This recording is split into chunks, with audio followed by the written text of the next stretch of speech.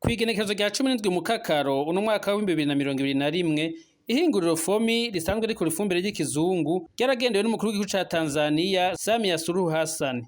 Akaba yari asanzwe ari mu rugendo hano mu gihugu cacu. Intumbero y'uko rugendo akaba kwari kwirabira ingene urwo ruganda Fomi rusanzwe rukora ifumbire na rugero rusanzwe rwaremerewe no gukora mu gihugu ca Tanzania.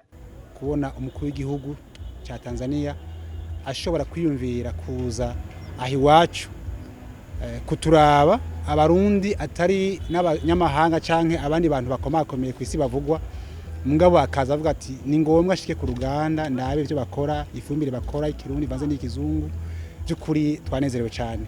Burya umuntu nk'uyo munyacubahiro nk'ujya ashitse muhiri wawe ati nje kuraba ivyo uri kurakora by'ukuri urishima cyane. Rero by'ukuri twanezerewe kandi byaduhaye ingoga yuko ivyo turiko turakora burya isi ibizi abakuru ku isi babizi kandi ko bihana agaciro bazi ko ari ibintu by'akamaro ku murimi canke ku barimi.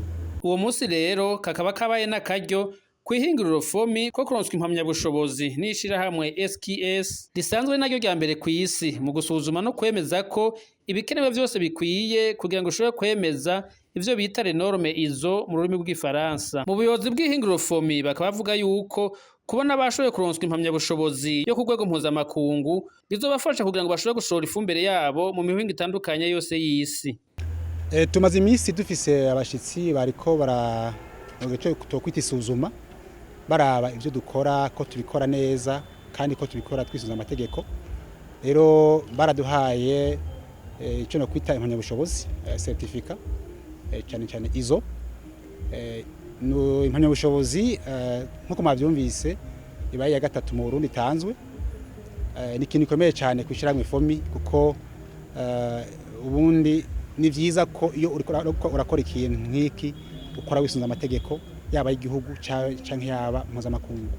Rero kuri twebwe ni umunezero ntangere kubera iki ifumbire yacu y'ikirundi vanze n'ikizungu turiko turahingura bisigura ko guhera uyu munsi dushobora kwishora hanze ahantu hose dushaka kubera yuko iremewe.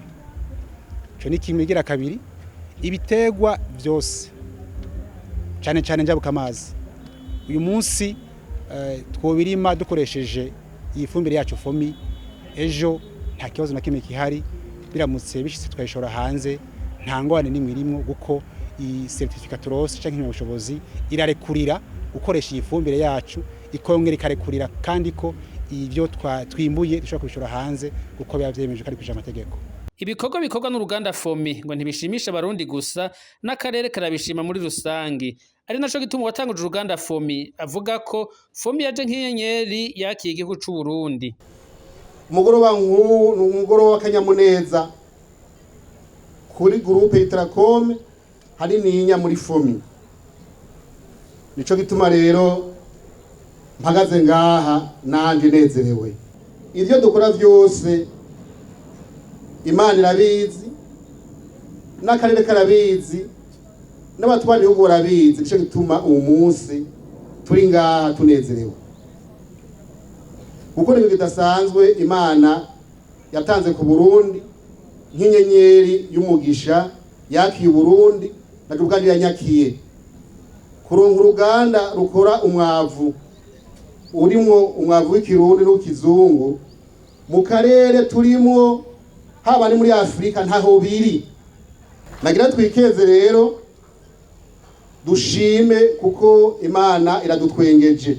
Mwomenya ko ihinguriro Fomi risanzwe rimwe mu mashami y'ishirahamwe Itracom risanzwe rihurikiwemwo ibanki BCAB y'abarimyi hamwe n'ishirahamwe ry'ubwishingizi Inkinzo.